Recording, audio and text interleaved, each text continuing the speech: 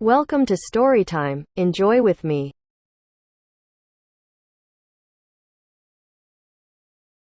The Water of Wanting by Brennan Frank.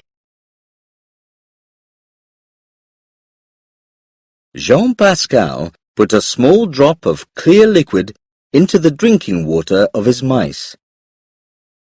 Normally, the mice drank only when they were thirsty, but Jean soon noticed that when there was liquid in the water, they came back to drink it more than usual.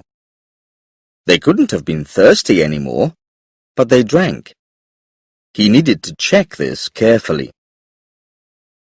Jean was a very careful man. When he was 10 years old, he had tried to relight a firework.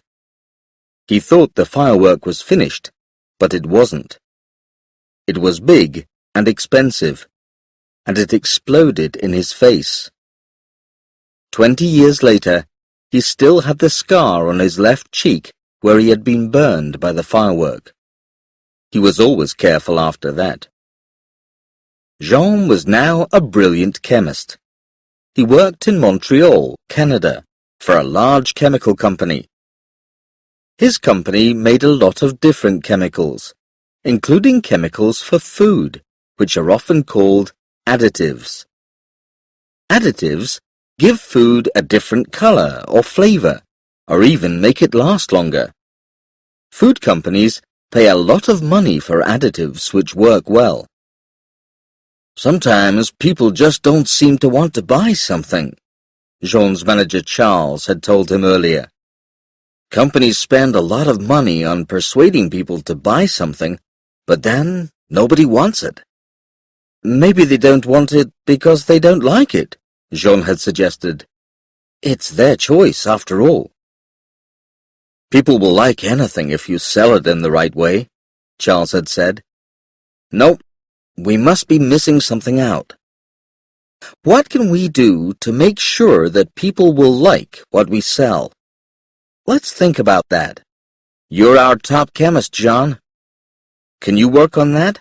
Work on something to make people love what they eat and drink? That had been a few months ago.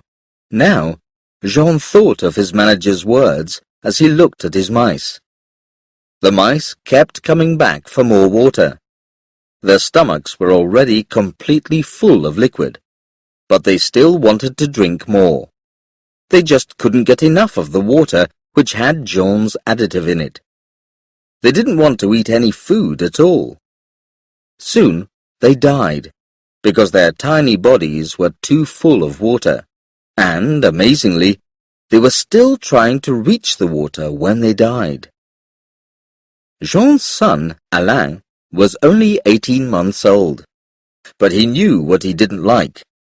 He didn't like green vegetables. He always threw them away. The green mess on the table had been Alain's vegetable dinner. Jean smiled as he took a lamb from Katya, his wife, and tried to feed the child himself. Katya had given up trying to write her book for a while. She thought she would be able to write while she was at home with their son, but she found she didn't have any time anymore. Her eyes were sleepy. I can't persuade him to eat any more. I wish I could, Katya said. He eats enough, Jean said. Doesn't he? Oh, he's happy to drink milk or eat sugary food, Katya said, but when I try to give him some vegetables, he just shouts and screams. Katya was often worried about what their son ate and didn't eat. She had often said she didn't want Alain to eat the unhealthy food people call junk food. Jean and his wife both knew that junk food can make children fat and unhealthy, even before they start school. Junk food, like cheap hamburgers and potato fries, usually has too much sugar or salt or other additives in it. The problem is that children often prefer junk food. What if, Jean thought, these children could be persuaded to eat healthy food? What if they actually liked vegetables? Back at work, Jean was still working on his new additive. There was a long chemical name for it, but he preferred to call it water of wanting, because it made his mice want more. What's more, he rather liked the short name for his additive, wow. He cut the amount of wow that he added to his mice's water by half. The results were the same. Then he added much smaller amounts of wow. The mice drank less, but they still came back for little drinks of water all the time. These little drinks were still far more than the mice needed. It was as if they had become addicted to water. They weren't interested in anything else. They didn't even want any food. This time, they didn't die of too much water. They all died of hunger. This, Jean thought, could be a problem. He wanted wow to help the mice to eat certain food and drink certain drinks. But he didn't want the mice to forget about or ignore all the other things they were given. Jean had been working extremely hard on this. He hadn't allowed anybody else to help him. Wow was his own invention. He had made it all by himself. He wanted people to recognize his work. What's more, he didn't like the thought that somebody else might steal the credit from him. He wanted to be very careful about that.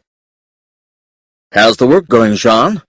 Charles asked him at the end of one long, difficult day. "You've been keeping everything to yourself lately. You're our #1 chemist, John. I like to know what's happening. So, is the work going well?" "Well, things are going well. Very well," Jean told him.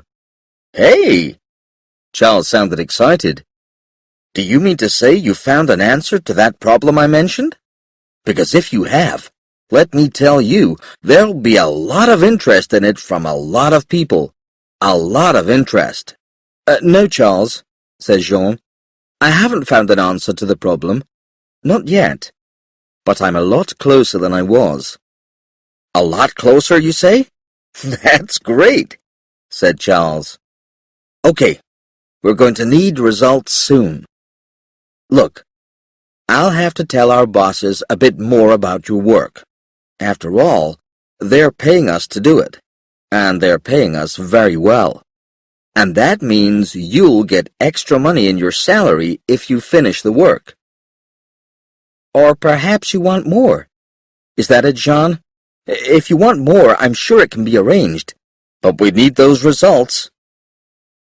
Charles didn't need to finish.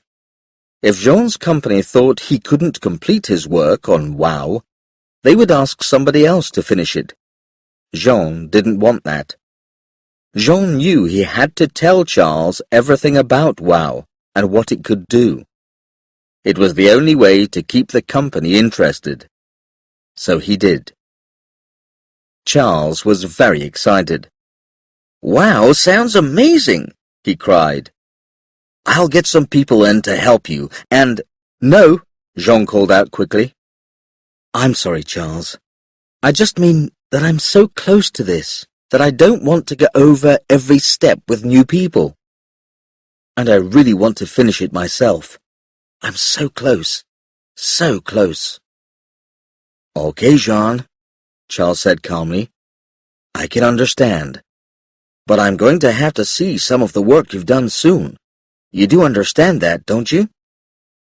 "Of course," Jean said. "Of course." "Great," Charles replied warmly. Little Alain's face was red with anger when Jean walked in.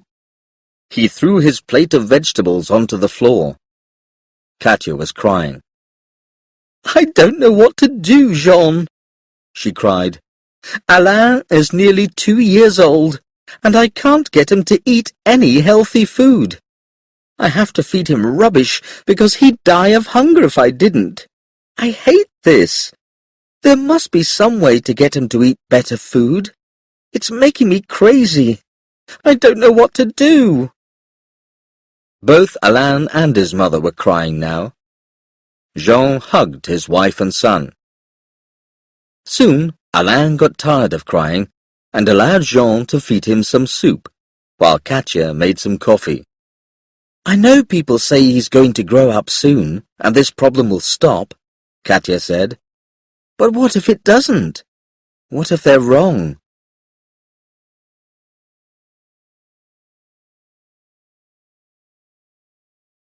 To be continued.